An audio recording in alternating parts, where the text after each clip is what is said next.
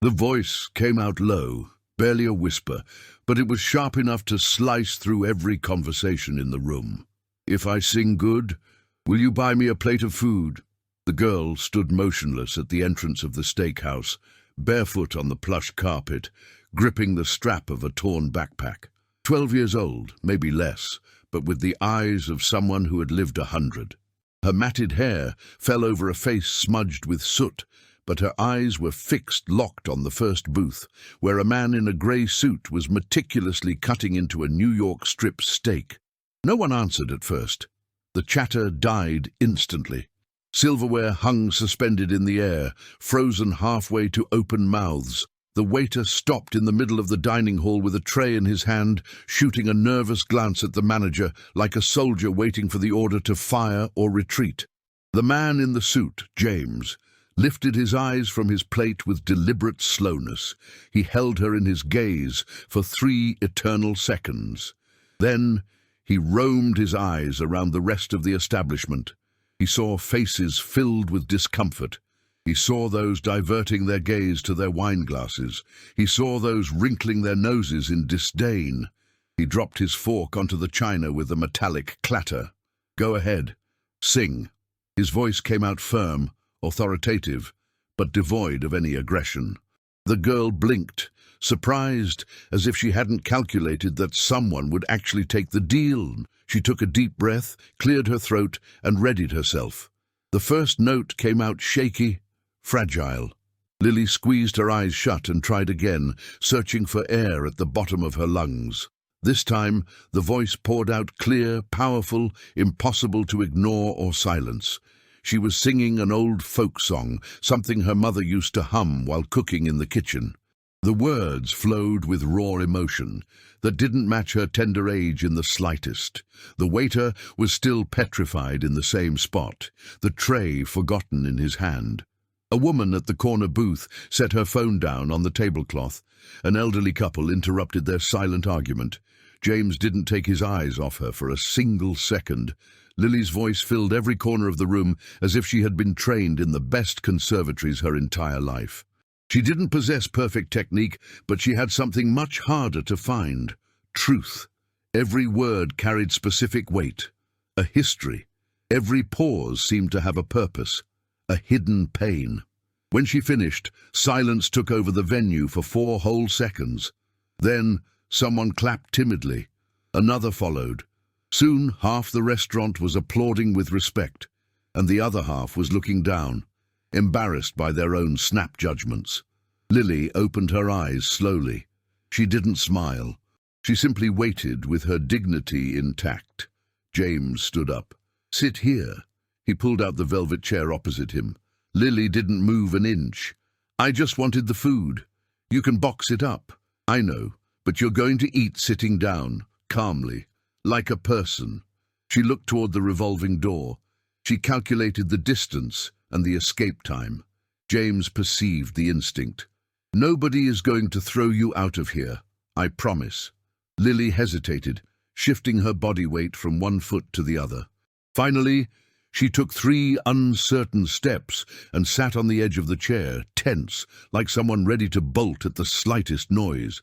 She dropped her backpack to the floor but kept one hand tight on the strap for safety. James gave a subtle signal to the waiter. "Bring the menu." "Sir, The menu." The waiter obeyed instantly. He returned with the leather-bound folder and placed it on the table without deigning to look at Lily. James gently pushed the menu toward her. "Choose whatever you want. Anything." Lily looked at the cover of the menu but didn't open it. She just kept staring at him, scrutinizing him.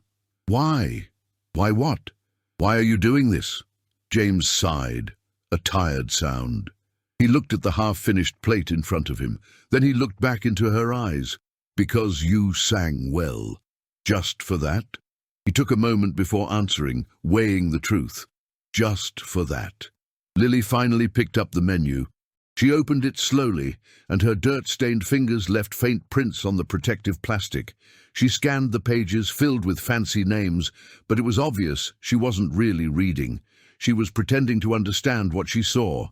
"Can you read?" She snapped the menu shut, defensive. "I can." I'm not judging.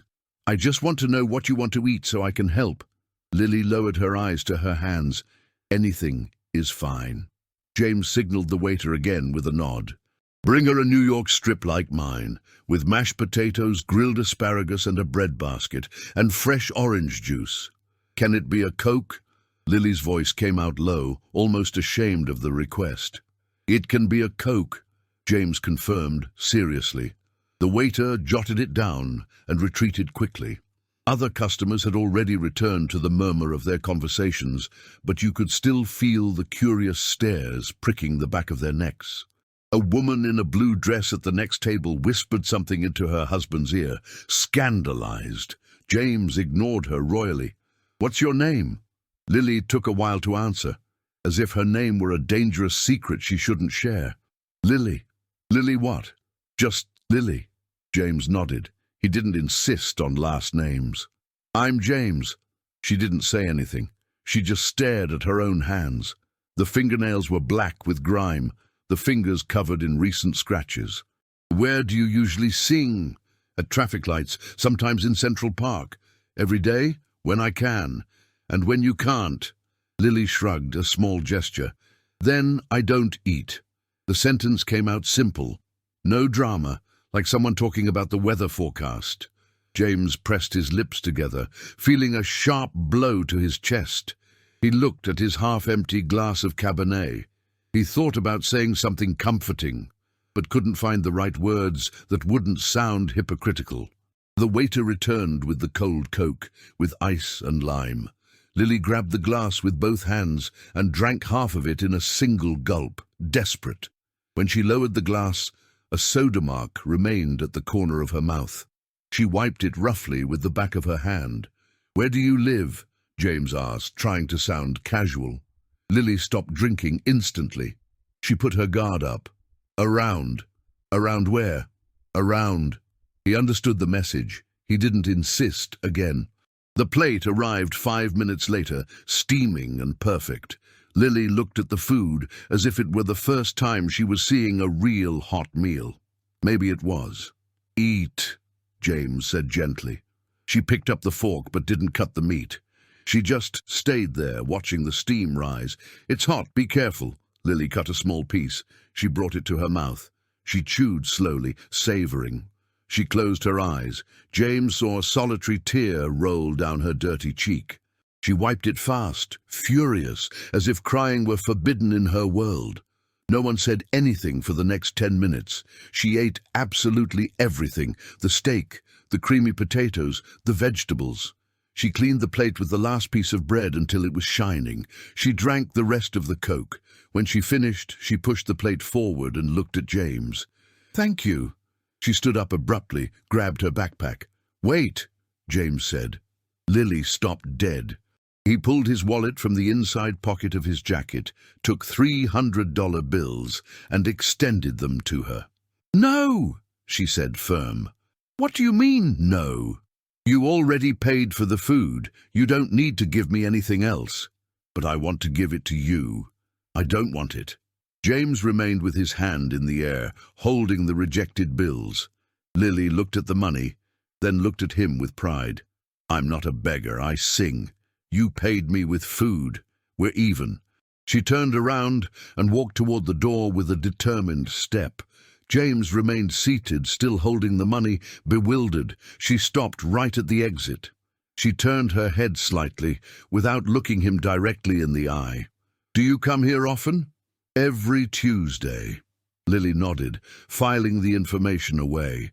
Then she walked out into the night without another word. James put the money away slowly. He looked at the empty plate in front of him. Then he looked at hers, clean as a mirror. For the first time in 2 years, a faint smile crossed his face. James paid the bill and left the restaurant 20 minutes later. His car was parked 2 blocks away. He walked slowly, hands buried in his coat pockets, his mind elsewhere. He couldn't stop thinking about the girl, about her broken voice, about the way she gripped the fork as if it were a weapon, about the tear she wiped away too fast.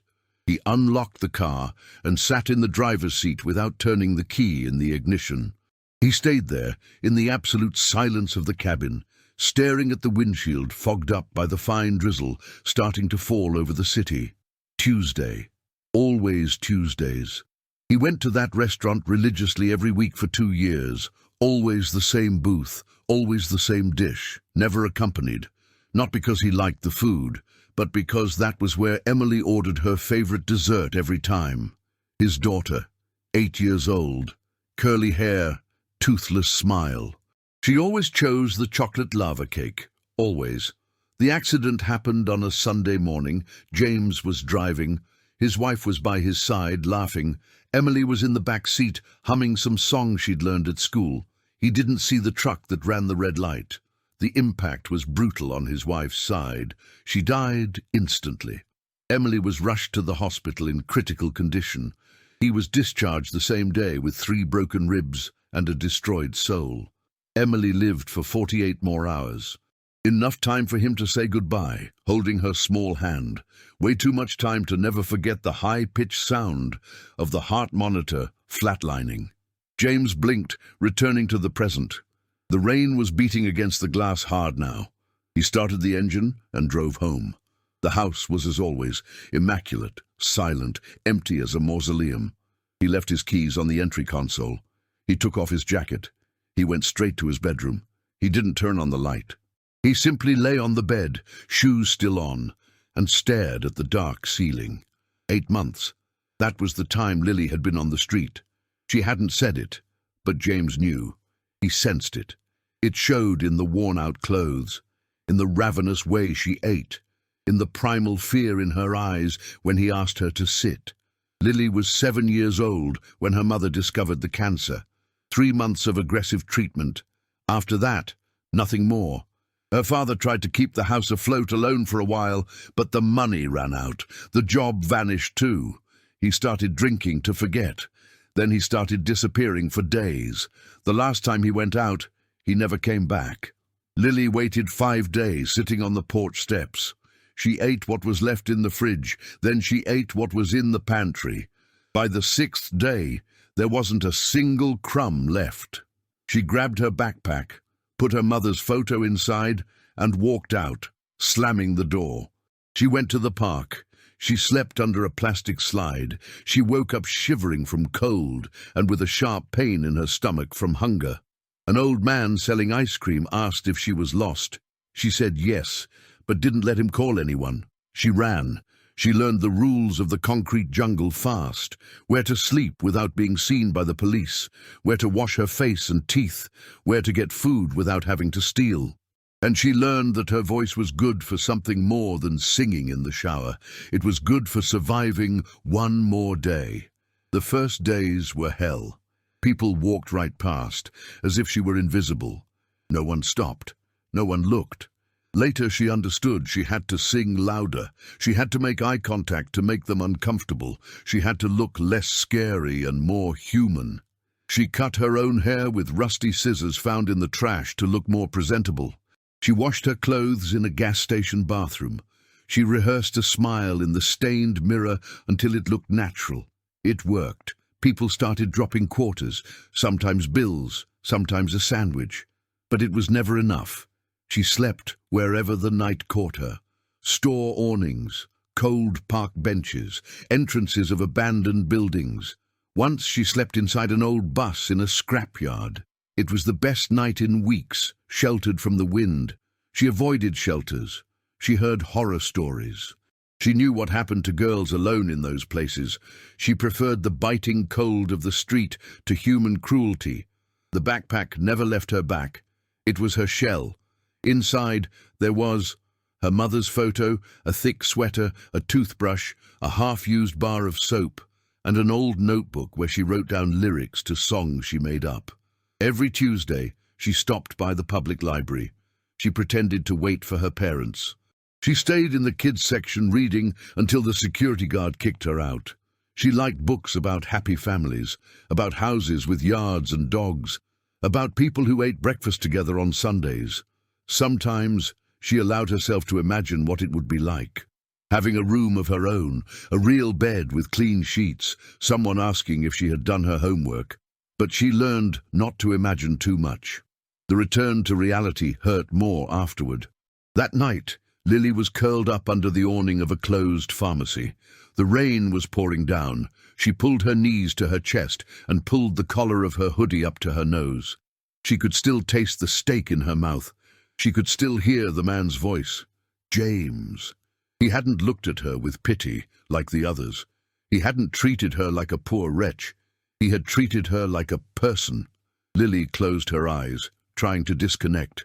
But the hunger was already returning, relentless. It always returned. On the other side of the city, James was still lying in the darkness of his mansion. He grabbed his phone, opened the photo gallery, scrolled until he found the last photo of Emily. She was in the kitchen, hands covered in flour, laughing her head off. He looked at the photo for 5 whole minutes, memorizing every pixel.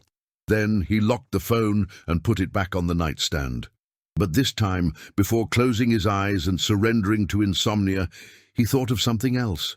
He thought of a barefoot girl with fierce eyes, of a voice that had sliced through the silence of his grief, of an empty plate, of a question, "Do you come here often?" He didn't know why, but for the first time in a long time, James ardently wished for the next Tuesday to come fast. The following Tuesday took an eternity to arrive. James walked into the restaurant at the same time. 8 p.m. sharp. Same booth, same waiter, but this time he asked for 2 settings. The waiter looked at the empty chair opposite him, confused. "Expecting someone, sir?" "Maybe." He sat waiting. The second dish went cold. He didn't touch it. He just stared fixedly at the door. Lily didn't show. James paid for the 2 untouched dinners and left with a bitter taste. The Tuesday after that, he returned. He asked for a single plate, resigned. He ate half of it without appetite. As he was finishing, he heard the voice behind him. "Can I sit?"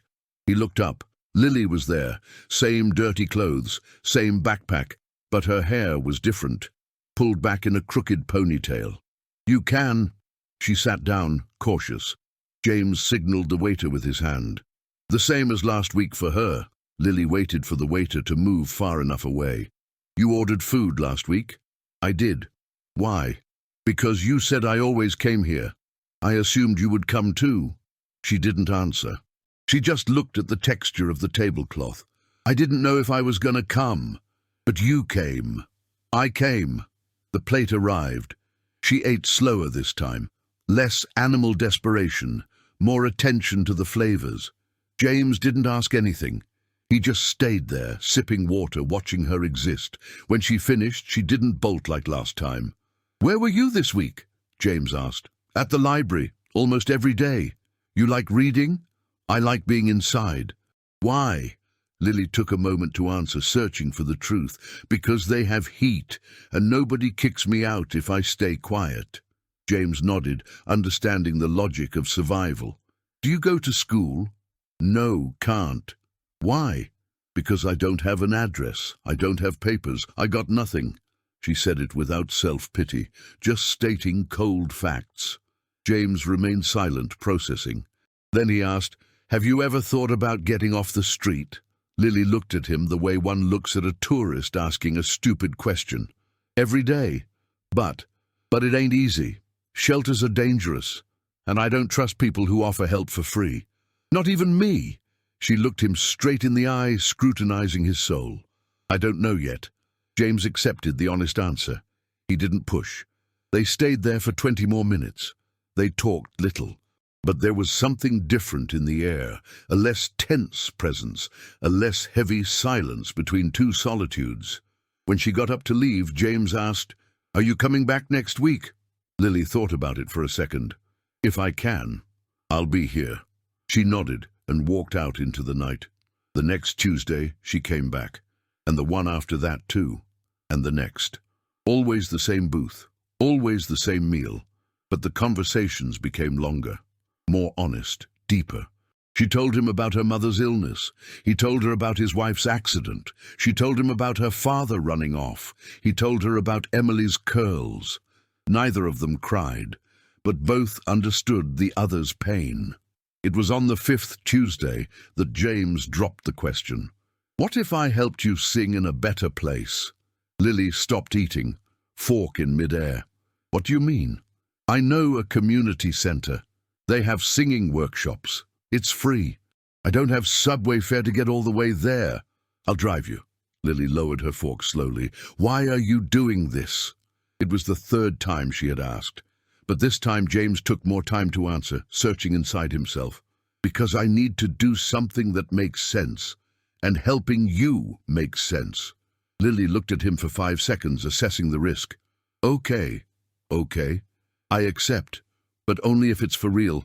I don't want broken promises. They won't be. And they started the following Saturday. James picked her up at the library. She was reading a picture book, sitting on the floor, leaning against the metal shelf. When she saw him, she snapped the book shut and stood up. Ready? Ready. The community centre was on the other side of the city. During the drive, Lily looked out the window without saying anything, absorbing the landscape. James turned on the radio to a low volume. An old song was playing. Lily started humming softly, unconsciously. James watched her out of the corner of his eye. She didn't even notice. The workshop lasted 2 intense hours. Lily stayed at the back of the room, shy at first, but when the teacher asked everyone to sing something short, she took a step forward. The entire room went dead silent when her voice rang out. The teacher approached at the end of the class. You have real talent, kid. You should take private lessons. Lily looked at her worn-out sneakers. I can't pay for them. The teacher looked at James, questioning. He nodded discreetly, confirming the sponsorship. We'll take care of that, the teacher said with a conspiratorial smile. On the ride back, Lily was looser, lighter. Did you like it? James asked. A lot. Do you want to keep going? I do.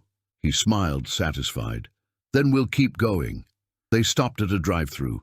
James ordered 2 vanilla shakes. He parked at a lookout point where you could see the whole city lit up. They stayed there, drinking, watching the distant lights. Do you live alone? Lily asked suddenly. I live alone. Isn't it sad? It's terrible. She let out a low, dry laugh. It was the first time James saw her really laugh. Do you have other kids? No, I only had Emily. Would she have liked me? James looked at Lily.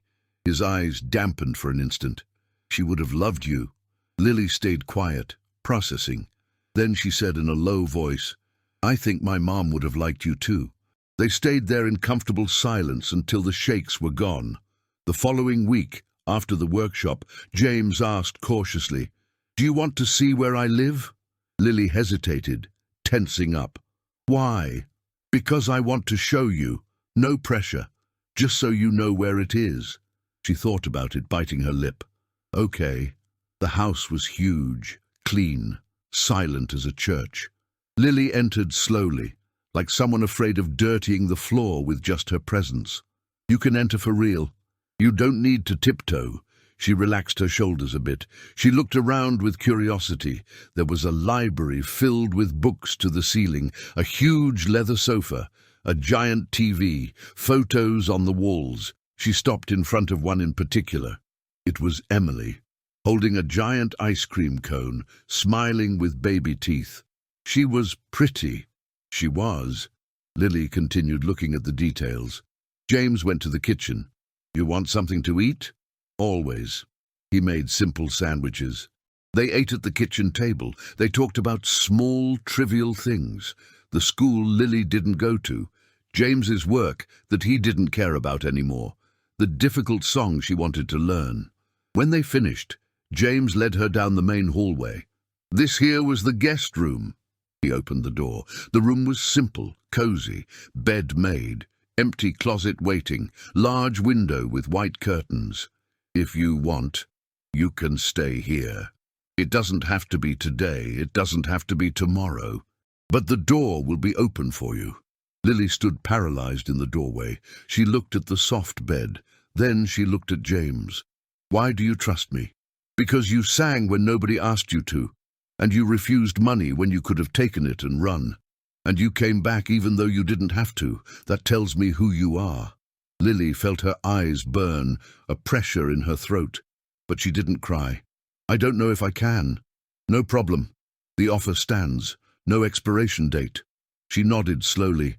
James drove her back to the library to spend the night. She got out of the car, but before closing the door she turned. "Thank you." "For what?" "For not giving up on me." She closed the door and ran into the building. James stood there, engine running, watching her disappear between the illuminated glass shelves. For the first time in 2 years, he felt his life had a real purpose. And for the first time in 8 months, Lily felt that maybe, just maybe, the world still had a reserved spot for her. Lily appeared at James's house on a Saturday morning, 3 weeks after the room offer. She rang the doorbell at 8 sharp. When he opened the door, she was there, backpack glued to her back and eyes bloodshot. "Did something happen?" he asked, alarmed. "Last night there was a fight near where I sleep.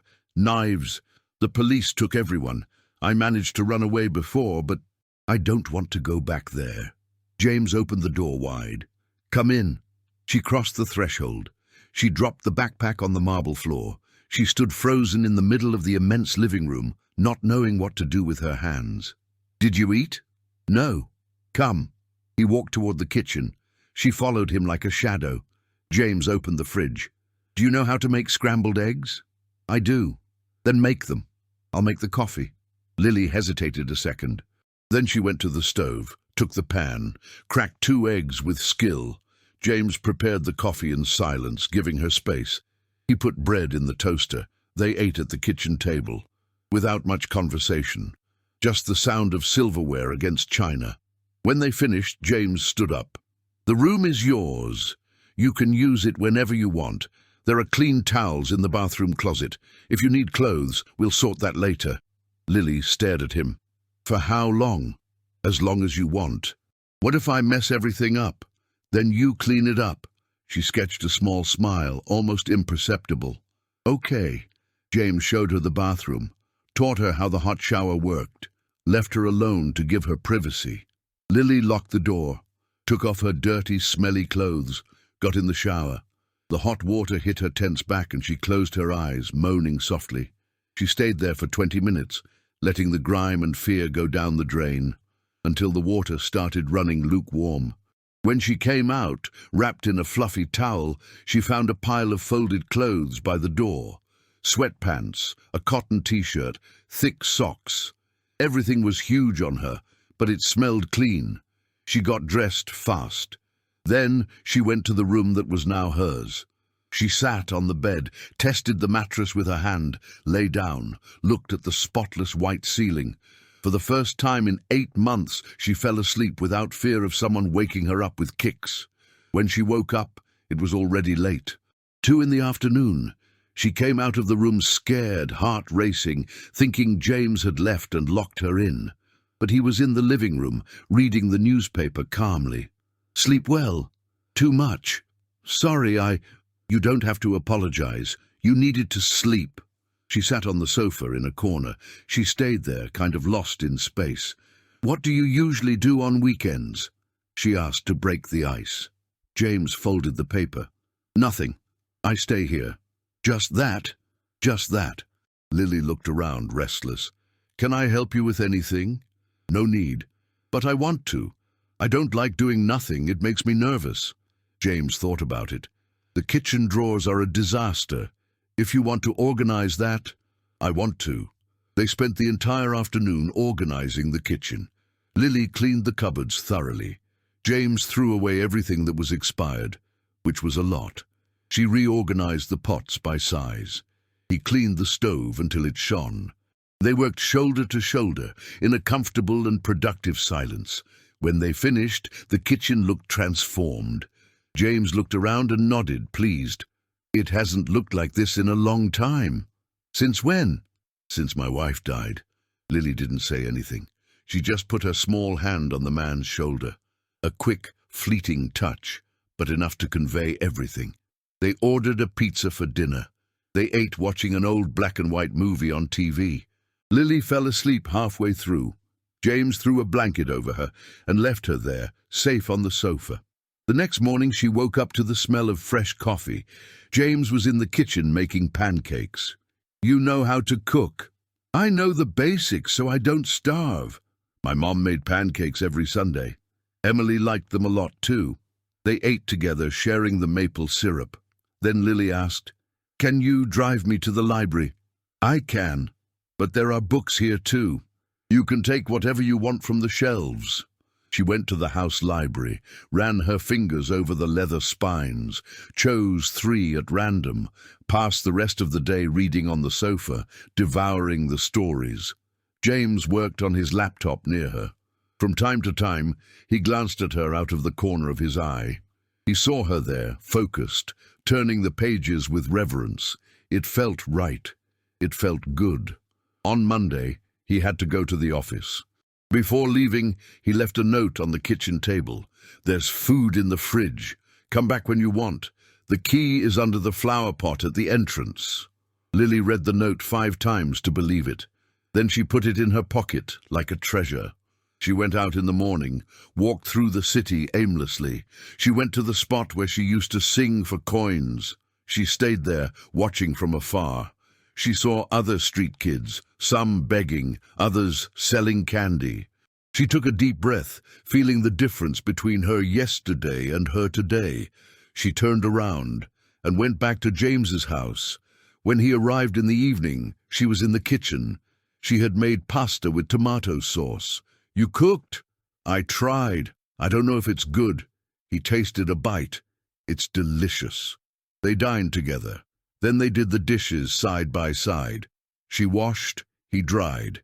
It became routine. Every morning, breakfast together. Every night, dinner together. Weekends, singing workshop, sometimes movies. Sometimes they just stayed home enjoying the peace. James taught her how to make chocolate cake. She taught him how to braid hair, using an old doll they found, and they laughed at the man's clumsiness. He helped her with basic math. She taught him how to use Spotify and discover new music. Small gestures, small exchanges that build a life. One day James arrived with a large cardboard box. "What's this?" "Open it." Lily opened the box. Inside was a brand new acoustic guitar, shining under the light. "Is it for me?" "Yes. I thought you'd like to learn to accompany yourself."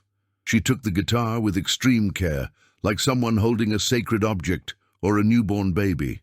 "I've always wanted one. Now you have it." James showed her the first basic chords he remembered from his youth. She learned at an astounding speed. In 2 weeks, she was already playing a whole song without mistakes. One night she played and sang in the living room for him. James sat on the sofa, eyes closed, letting himself be carried away by the melody. When she finished, he was weeping silently. "Was it bad?" she asked, scared by the tears. "It was perfect," he said, wiping his eyes with his shirt cuff. "You remind me that there is still beauty in this world." Lily put the guitar in its case and sat next to him, glued. "You too." They sat there in silence, watching the city lights through the bay window. The next month, James enrolled her in a private school. He managed to sort out the provisional paperwork with the help of a lawyer friend. Lily started classes nervous, shaking, but came back animated the first day. She made friends with a girl in her class. She got her first high grade on an English test. Every night she told James about her day in great detail. He listened to everything attentively, asked questions, laughed at the dumb school jokes, helped with difficult history homework. The house began to take on life, color. New photos appeared on the empty walls, one of Lily playing the guitar, another of the two of them at the theater making funny faces, a third in the park, smiling under the sun. James stored Emily's photos in a special album, but didn't hide them. He showed them to Lily, told her anecdotes, cried remembering, laughed. She listened to everything with respect. Then she showed him the crumpled photo of her mother she carried in her bag. She was very pretty. She was. They put Lily's mother's photo on the same shelf as Emily's photos. "I think they would have gotten along," James said, looking at the portraits. "I think so." The neighbors started asking questions, curious and gossipy. James explained simply and directly he was helping a kid. Some judged in hushed tones, others supported. He didn't care at all. Lily was safe. She was happy. She was growing up healthy, and James was alive again. One Friday night they were having dinner when Lily stopped eating and put down her fork. "Can I ask you something?" "Always." "Do you think I can call you Dad?" James dropped his fork. The sound was loud in the silence. He looked at her. His eyes filled with tears instantly. "I would love for you to do that." Lily smiled, the widest, brightest smile he had ever seen on her. "Then okay, Dad." James stood up from his chair, went to her, hugged her tight, desperately. Neither of them said anything else. It wasn't necessary. That night, for the first time, both slept, knowing they had found something they thought lost forever in the abyss. A family. 3 months later, on a Thursday afternoon, someone rang the doorbell persistently. James was in his study working on contracts. Lily was in the living room doing algebra homework. She got up and went to open it. She opened it without checking the peephole, trusting. A woman in a grey suit stood at the entrance, stiff. She held a leather folder. She had a badge hanging from her neck on a blue lanyard. "Good afternoon. Are you Lily?" Lily froze, her alert instinct kicking in. "Who are you?" "My name is Miss Jenkins. I'm a social worker from CPS. I received an anonymous tip about a minor living at this address without legal custody registration. May I come in?" Lily took a step back, protecting the territory. "My dad is here." "Your dad?" James appeared in the hallway, alerted by the tone of voices. "Is something wrong?" The woman turned to him with professional coldness. "Are you the legal guardian of the minor?" "I am. May I come in?" James hesitated a second, assessing the situation, then opened the door. The social worker entered. She looked around with hawk eyes, evaluating everything. She saw the school bag thrown there, the textbooks on the table, the guitar leaning against the sofa. She sat in an armchair without being invited. She opened her folder and took out a pen. "Mr. James. Mr. James, I received a report that a child is living here without proper documentation, without guardianship proceedings, without proven family ties. She has been with me for 3 months. She is enrolled in school. She is fed and cared for. But you are not her legal guardian in the eyes of the law. Not yet." "Not yet?" The woman arched an eyebrow, skeptical. "Do you know this is irregular, that it can constitute a situation of risk and kidnapping of a minor?" Lily was standing near the stairs, pale. Her hands were shaking visibly. James kept his voice calm, controlled. "She was on the street, with no one. I offered help. She accepted. I saw no risk in saving her. It is not you who defines risk, sir. It is the state." The social worker turned to Lily. "Honey, come here." Lily didn't move. She glued herself to the railing. "Lily, come," James said gently. She approached, dragging her feet. She sat on the edge of the sofa, as far away from the woman as possible. "Are you okay here?" Lily nodded fast. "Does he treat you well?" "He treats me well." "Do you have your own room?" "I do." "Do you go to school?" "I go." "And do you want to stay here?" Lily looked at James, seeking security.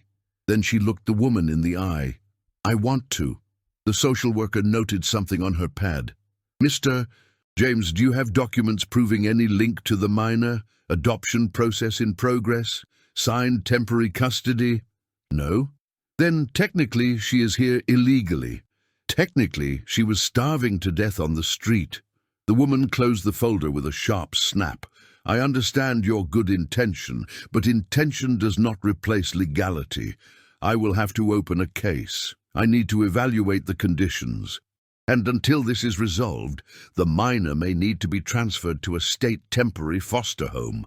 Lily jumped up, terrified. "No! Honey, it's for your own good. I won't go." "Lily!" James started. "I won't go!" Her voice came out high, shouted, "You can't make me!" The social worker kept a monotone voice. "Yes, I can. If it is necessary for your protection, I can call the police right now." I don't need protection. I need to stay here. James approached her. Lily, calm down. You promised.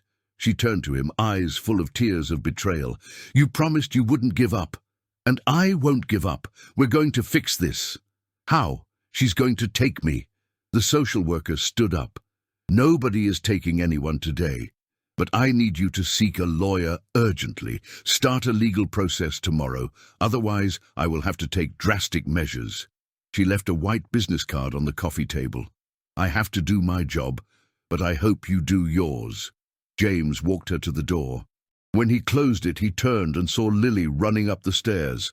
Lily, wait! The door to her room closed with a slam that echoed through the house. He went up, knocked on the wood. Lily! Silence. Open the door. We need to talk. Go away. I'm not going away. Go away! James rested his forehead against the closed door. I'm going to fix this. I swear. No answer. He stood there for 10 minutes, listening to her breathing. Then he went down, defeated. An hour later, he heard the click of the bedroom door opening, fast footsteps on the stairs, the front door opening and closing abruptly. He ran to the window. He saw Lily running down the sidewalk under the streetlight, backpack on her shoulder. Lily! She didn't stop. She ran faster. James grabbed the car keys. He shot out the door. But when he reached the street, she had already turned the corner and disappeared into the darkness. He got in the car, drove through the streets like a madman. He searched the park, the closed library, the theatre, the corners she had pointed out once. Nothing. He called her cell phone, voicemail. He sent messages. Nothing. Night fell heavy on the city. He continued searching, desperate. At 11 p.m., he braked in a dirty alley near downtown. He saw a small figure curled up near a dumpster. It was her. James got out of the car slowly, hands up. She raised her head. Her eyes were swollen from crying. I came to get you. I don't want to go back. Why? Because you're going to lose me anyway. It's better if I leave now and that's it. James sat on the dirty ground in the alley next to her. He leaned his back against the brick wall. Do you think I'm going to let that happen? You don't have a choice. There's always a choice. Lily hugged her knees to her chest, protecting herself. I've been through all this before. People who promise stuff. People who say they're gonna help. But in the end, everybody leaves or kicks me out. I'm not everybody. How do I know? James turned to look her in the face. Because I lost everything I loved too. I know what it's like to wake up alone in an empty house. I know what it's like to be afraid of loving someone again. But you taught me that it's worth trying again. And if it doesn't work, then we'll try something else, and something else, until it works. Lily wiped her nose with her hoodie sleeve. They're gonna take me. They won't. I'm going to find the best lawyer tomorrow. I'm going to start the legal custody process. I'm going to do everything right, like I should have done from the start. And if the judge says no, he'll say yes. You don't know that. No. But I know I won't stop fighting for you, ever.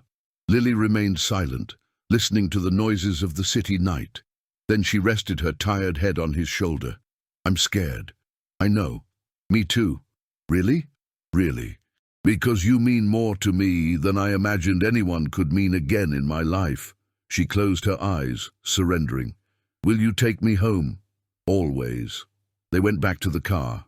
They drove in silence, holding hands. When they arrived, James double-locked the door. Lily went straight to the man's room, not hers, his. Can I sleep here tonight? You can. She lay in the big bed. He covered her with the duvet up to her chin. He sat in the reading chair next to it. You're not leaving? I'm not going anywhere. Lily fell asleep holding onto his hand. James stayed awake all night, thinking strategies, planning defenses, praying to a God he had forgotten, because now he had something to lose again, and he wasn't going to let them take it away without a war. The next morning, James called David, a brilliant lawyer he knew from college. He explained everything, the irregular situation, the time elapsed, the threat from social services, the vital urgency. David listened in silence on the other end of the line. Then he sighed long. It's going to be complicated, James. Very complicated, but not impossible. How much time do we have? Little. Ms. Jenkins can come back at any moment with a court order. We need to file the custody petition today before she makes her move. James went to the lawyer's office that afternoon. He took Lily with him. He didn't want to let her out of his sight for a single second. She sat in the waiting room, playing nervously with the phone James had given her 2 weeks earlier. David called them both in. He explained the procedure with brutal clarity. Necessary documentation, psychological interviews, surprise home visits, the final hearing. The judge will want to hear from the minor. He will ask difficult, uncomfortable questions. Are you ready? David looked at Lily over his glasses. She nodded, serious. I am. It can take weeks, sometimes months. Do we have months? Asked James, anxious. Technically, with the petition filed in court, they cannot remove the minor without a specific order from the judge. But we must demonstrate that she is in a safe and optimal environment. Without that, any judge can order immediate transfer to a state foster home. She is safe with me. I know, but you will have to prove it with evidence. They filed the petition that day, urgent provisional custody, with intention of future full adoption. The home visit happened the following week. A different social worker, older, kinder. She inspected Lily's room, saw the clean and organized clothes, the books on the nightstand, the guitar, the family photos on the living room wall. She spoke with Lily alone in the garden for 30 minutes. When she came out, she shook James's hand firmly. My report will be favorable, but the final decision lies with the family court judge. The hearing was set for 3 weeks later. Lily was quieter in the days leading up to it. She ate less, slept poorly, had nightmares. She woke up in the middle of the night and went to James's room just to peek in and ensure he was still there, breathing. The night before the hearing, she couldn't sleep a wink. James found her at 2 a.m, sitting on the living room sofa in the dark, knees to her chest. Can't sleep. I'm scared. He sat by her side in the gloom. Of what? Of saying something wrong? Of ruining everything? You won't ruin anything. What if the judge doesn't like me? Impossible. You don't know that. James took her cold hand. Lily, listen to me. Tomorrow, you just have to be yourself. Honest, true. That is the only thing that matters. And if it's not enough, it will be. She rested her head on his shoulder. They stayed like that until the sun started to rise through the window. The hearing was at 10 a.m. James put on his best dark suit. Lily put on the blue dress he had bought her for a special occasion, the only fancy dress she had. She looked at herself in the hallway mirror before leaving. I look different. You look beautiful. They went in the car, radio off. The courthouse was an imposing grey building, full of hurried people with folders, lawyers arguing, families crying, security guards. David found them at the entrance, calm. Ready? James looked at Lily and squeezed her hand. Ready. They entered the courtroom. It was smaller and colder than James imagined. A long wooden table, hard, uncomfortable chairs. The judge hadn't arrived yet. The social worker from the first visit, Ms. Jenkins, was sitting on the other side. She nodded slightly. Formal, distant as an iceberg. 2 minutes later, the judge entered, a man in his 60s, stern face, grey hair, reading glasses on the tip of his nose. Everyone stood up. You may be seated. The judge opened the file. Read in absolute silence for 3 minutes that felt like 3 years. No one dared breathe loud. Then he raised his gaze over his glasses. Mr. James. Yes, Your Honor.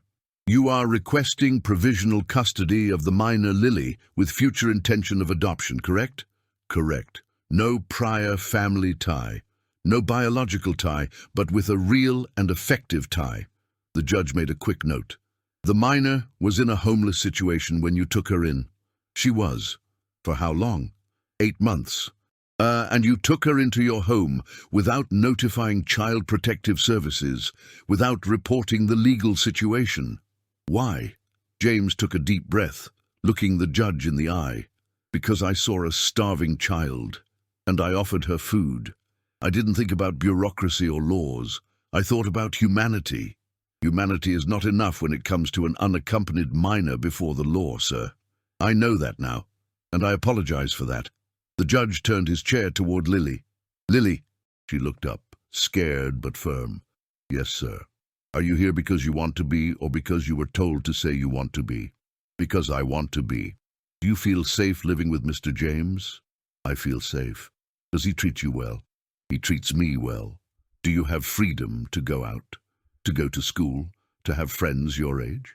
I have all that. The judge took off his glasses and placed them on the table.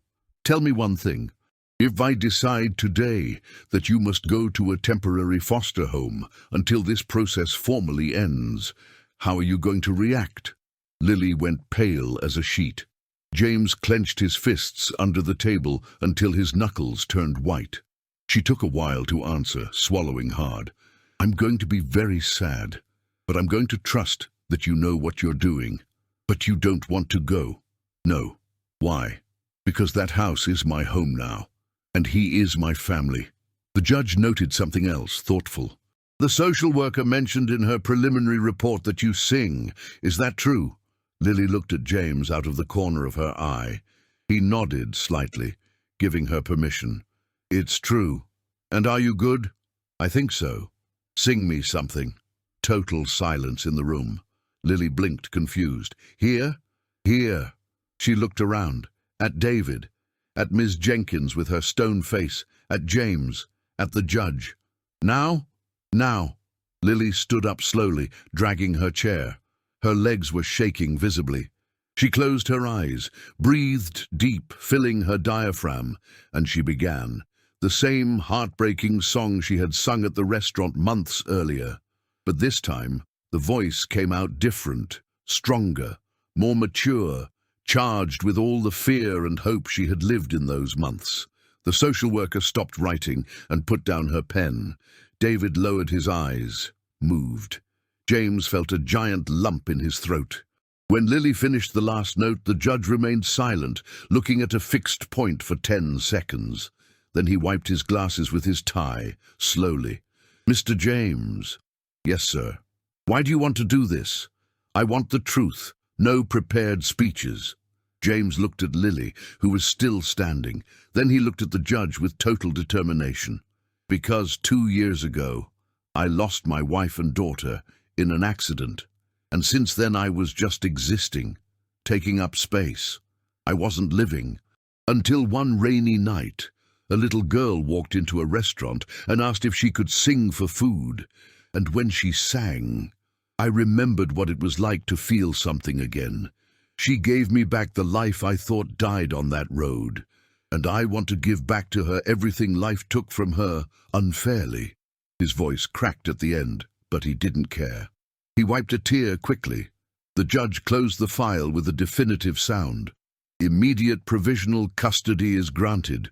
The adoption process may follow its normal course. I will supervise this personally. I want detailed monthly reports. I want the minor to continue in school with good grades. I want psychological counseling to continue. James couldn't speak. He just nodded repeatedly. Lily covered her face with her hands and sobbed. Her shoulders shook. Court is adjourned. The judge banged the gavel, stood up, and walked out the back door without looking back. Lily ran to James. He lifted her in his arms as if she were a small child. She cried on his shoulder, wetting his jacket. He cried too, holding her against his chest. David smiled, putting away his papers. Congratulations. They walked out of the room, dazed. In the hallway, James stopped. He bent down to be at Lily's eye level. We did it. We did it, she repeated, her voice still wet. He hugged her again, hard, like someone who will never again let go of what he loves most. You are mine now. For real. Legally. And you are mine. They stayed like that for 5 minutes, in the middle of the courthouse hallway, with people passing, lawyers running, without caring about anything or anyone, because nothing else mattered in the universe. They had won. Not against a bureaucratic system, not against a cold law. They had won against the fear of attaching, against the panic of losing, against the terror of loving again and getting hurt. And when they walked out of that grey building holding hands, the midday sun hit their faces. For the first time in a long time, the future didn't seem like a scary and dark place. It seemed possible, bright. The first thing that changed was the room. James took Lily to a furniture store the Saturday following the hearing. She chose a new bed with a padded headboard, a white nightstand, sky blue curtains, a shag rug to walk on barefoot. They assembled everything together that afternoon. She held the wooden pieces. He tightened the screws with the screwdriver. When they finished, Lily threw herself on the new bed and laughed out loud. "Is it mine for real now?" "For real yours." She stayed there, looking at the ceiling, with a smile that didn't fit on her face. That night she slept in her room finally, with the door open, the hallway light on. James checked 3 times during the night just to see if everything was okay. Everything was okay. School continued. Grades improved noticeably. Lily joined the middle school choir, made more friends, was invited to her first birthday party by a classmate. James bought the gift with her, helped her wrap it with shiny paper, took her to the party, picked her up at the agreed time. "How was it?" "It was good. There was chocolate cake." "Did you have fun?" "A lot." He smiled, seeing her in the rearview mirror, happy. The singing lessons became professional. The teacher from the community center recommended a renowned private coach. James paid for the lessons without thinking twice. Lily started having intensive lessons every Wednesday. Vocal technique, diaphragmatic breathing, stage presence, classical and pop repertoire. She took it very seriously. She practiced at home for hours, recorded herself with the phone, listened back, corrected errors. Sometimes James stopped at her bedroom door just to hear her rehearse. He never interrupted. He just listened, amazed. The routine took a solid and comforting shape. Breakfast at 7. He drove her to school, returned from work at 6. They dined together. She did homework at the table. He helped when math got hard. Weekends were sacred. They always did something together. Movies, amusement park, pizza place, library. Small family traditions were born. Sunday was pancake day. Friday was movie and popcorn night. Tuesdays, they still went to the same restaurant religiously. The waiter already knew the order by heart and reserved the booth for them. A month after the hearing, the school principal called James. "Lily has been selected for the state talent competition. She will represent the school." James hung up and went straight to find her in her room to tell her, "You were chosen." Lily dropped her sketchpad. "For what?" "For the state competition." She dropped her jaw. "For real?" "For real." She jumped off the bed, hugged him, spun around the room out of pure emotion.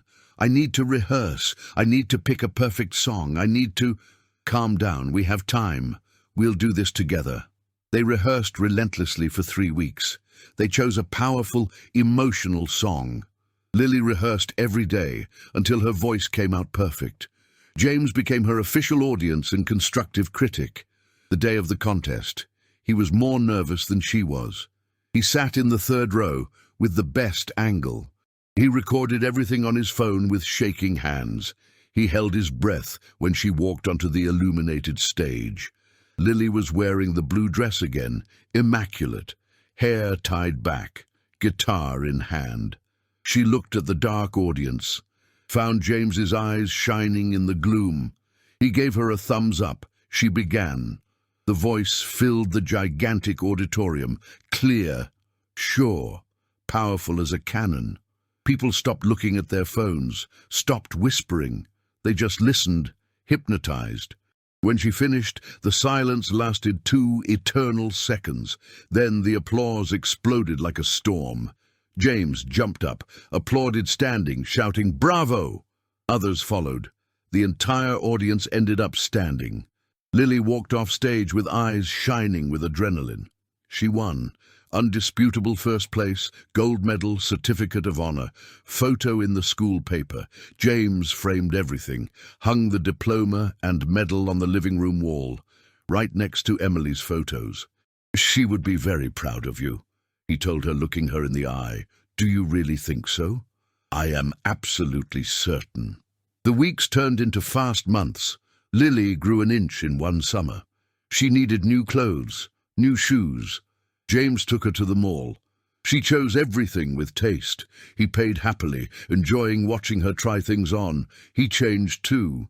He smiled more often, laughed for real, from the gut, started going out with old friends again, started caring about the direction of his company again. The house was full of life again. Music playing at all hours, conversations in the hallway, laughter, smell of homemade food, lights on until late. On Lily's birthday, James organized a big party, invited all her school friends, invited the singing teacher, invited David, invited the neighbors. There was a huge cake, decoration with balloons, music for dancing. When she blew out the candles, she closed her eyes and made a wish in silence. Then James asked in her ear, "What did you wish for?" "I can't say. If I say it, it won't come true." "Did it already come true?" She looked around her, her friends laughing with frosting on their faces, the house full of people who loved her. At James by her side, looking at her with pride. "Yeah, it came true a long time ago." That night, after everyone left, they cleaned up the mess together, picked up the plastic cups, threw the wrapping paper in the trash, swept the confetti off the floor. When they finished, they sat on the sofa, exhausted but happy. "Thank you," Lily said softly. "For what?" "For everything. For the party, for the house, for not giving up on me when it was hard." James put his arm around her shoulders and pulled her to him. "I'm the one who thanks you. You taught me to live again when I was already dead inside." They stayed there, watching TV without paying attention, simply being together. The following Sunday, James had a sudden idea. "Come with me." He took her to the backyard. It had been abandoned for years, full of weeds, tall, dry grass, arid soil. Nothing grew there. "We're going to plant something here." "What?" "I don't know. You pick." They went to a local nursery. Lily chose sunflower seeds. James bought fertile soil, fertilizer, new tools and gardening gloves. They spent the entire afternoon digging under the sun, planting the seeds with care, watering the black earth. They finished covered in mud, sweating, laughing at the stains on their faces. When they finished, they looked at the prepared furrows in the earth. "How long do they take to grow?" Lily asked. "A few months." "Is it worth waiting that long?" James looked at her. Then he looked at the overturned earth, full of potential. "It's always worth it." They went back inside, took a shower to wash off the mud, ate dinner hungrily. And for the first time in a long time, neither of them was afraid of what tomorrow would bring, because tomorrow had color now. It had a clear purpose. It had deep roots.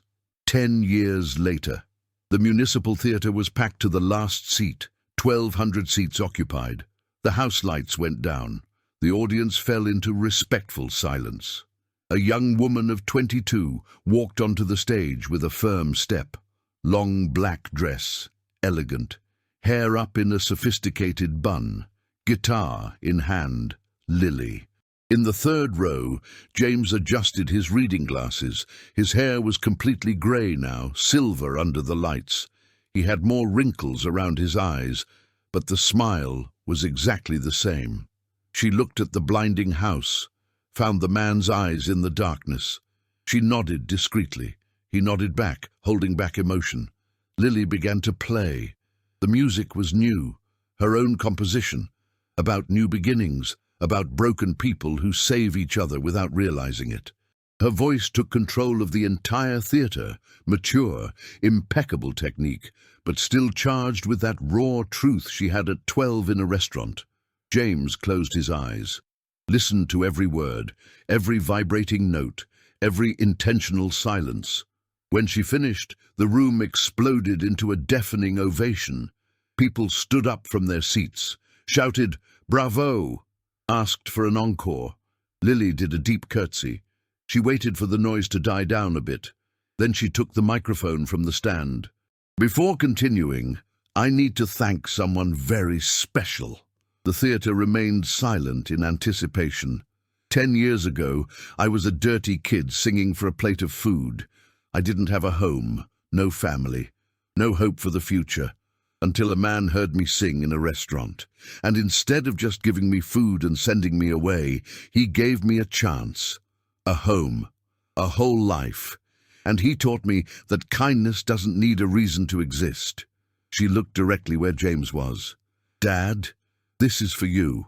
James wiped his wet eyes, tried not to cry in public, didn't succeed. She sang 3 more songs. The audience didn't want to let her off the stage. When it was all over, James went to the dressing rooms. Lily ran to him and hugged him, ignoring her team. "You were perfect," he told her in her ear. "I was so nervous." It didn't show at all. They walked out the back door of the theatre, fleeing from photographers, fans, culture reporters. They got into the man's car. James drove through the known streets of the city night. "Where are we going?" Lily asked. "You'll see." 20 minutes later, he parked in front of the restaurant, the same one from 10 years ago. Lily looked at the illuminated facade. She smiled with nostalgia. "Seriously, it's Tuesday, remember?" They entered. The same waiter still worked there. Older, less hair, more tired. But he recognized the two instantly. His face lit up. "The usual booth, Mr. James?" "The usual booth." They sat down. James ordered the steak. Lily ordered the same, with a Coke, of course. When the meal arrived, they ate slowly, savoring the ritual, without haste. "Do you remember the first time you walked in here?" James asked. "I remember everything. The fear I had, the hunger that hurt, you telling me to sit, and you almost ran away." "Almost." They remained silent for a moment, listening to the murmur of the place. "I started the non-profit," Lily said suddenly. "When?" "Last week. I signed the final papers." James dropped his fork, surprised. "Tell me." "It's a space for street kids. We offer hot meals, clean showers, new clothes, and music lessons. Free.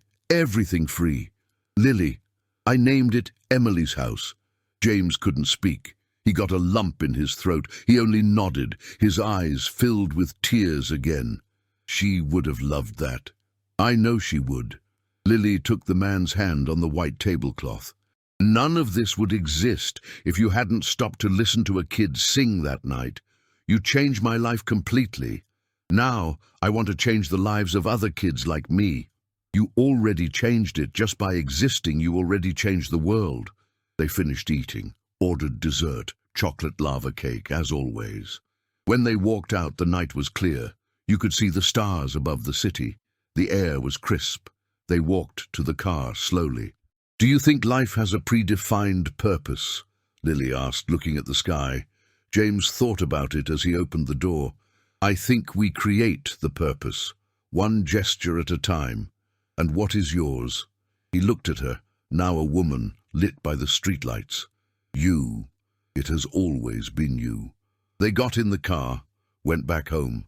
The same house from 10 years ago, but now full of life, of shared stories, of memories in every corner. The sunflowers they planted years ago in the yard had grown, died and been reborn, cycle after cycle, year after year, without fail. That night, before sleeping, Lily looked out the window of her old room. She saw James in the garden, watering the plants under the moon. He did that every night, even if he was tired, even if it was cold, because taking care was his language, his way of loving. And she had learned to speak that same language fluently. Sometimes a single choice changes 2 lives forever. A girl who sang her pain, a man who listened with his heart, and a plate of food that became a whole family. Because in the end, kindness is never a waste. It always finds a crack where it can bloom.